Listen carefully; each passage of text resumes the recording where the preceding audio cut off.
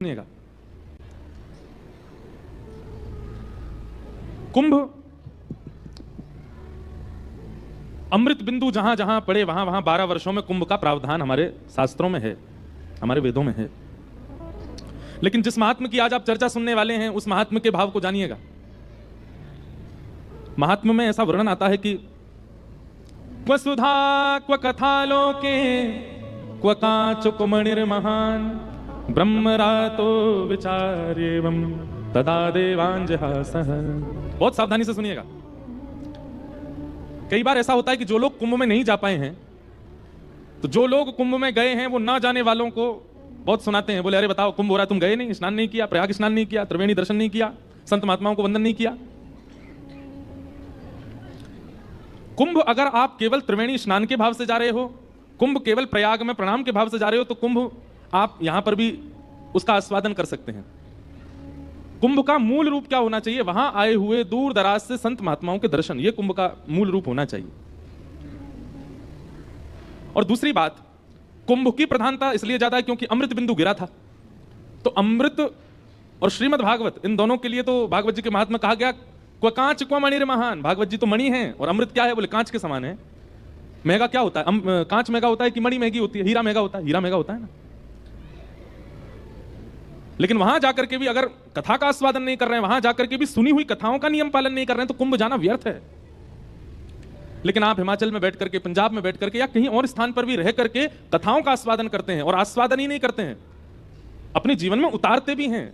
जो व्यास जी कह रहे हैं, जो वक्ता कहते हैं, उस बात का आप पूर्ण रूपेण पालन भी करते हैं। तो आप जहां बैठे हैं वहीं कुंभ स्नान हो रहा है। यह बहुत आवश्यक है। हमें लगता है कि तन का स्थान पर उपस्थित होना, नदियों में स्नान करना और इसका पुण्य हमको प्राप्त होता है, ऐसा नहीं है। तन की उपस्थिति ज्यादा आवश्यक नहीं है, हृदय की उपस्थिति बहुत आवश्यक है। हम एक बात बताएं, आप सवेरे सवेरे जब स्नान करते हैं ना, तो अपनी बाल्टी में जल भरो और जल भरने के बाद नेत्रबंद करो।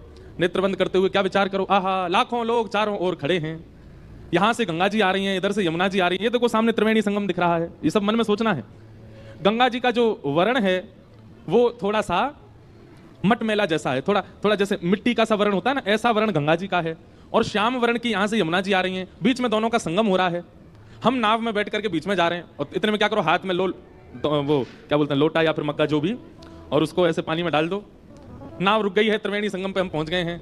आहा, तुरंत हम लोग नाव से नीचे उतरे हैं। नीचे उतर के नाक बंद करके ये हमारा गोता, तुरंत मग्गा जल अपने सिर पर डालो। हर हर गंगे, हर हर गंगे, हर हर गंगे, श्री यमुना मैया की जय, त्रिवेणी संगम की जय।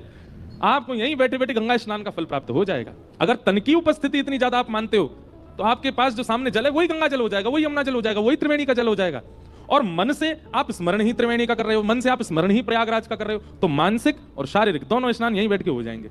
चिंतित होने की आवश्यकता नहीं। और फिर उसके बाद बढ़िया सुंदर वस्त्र आदि पहन के प्रसाद पाके कथा सुनने आ जाओ। यहां पर इतने सारे संत बैठे, बताओ कुंभ से कम है कोई? इतने सारे महापुरुष बैठे हैं, एक साथ इन सबका दर्शन हो रहा है और कथा श्रवण मिल रही है। कुंभ में क्या करना है? यही तो करना है। त्रिवेणी स्नान करो, संत महात्माओं के यहाँ भंडारा पाओ, उनके दर्शन करो और कथा सुनो। वो सब तो आप यहां बैठ के भी कर लोगे। तो एक प्रकार से अगर हम कह दें तो कोई अतिशयोक्ति नहीं।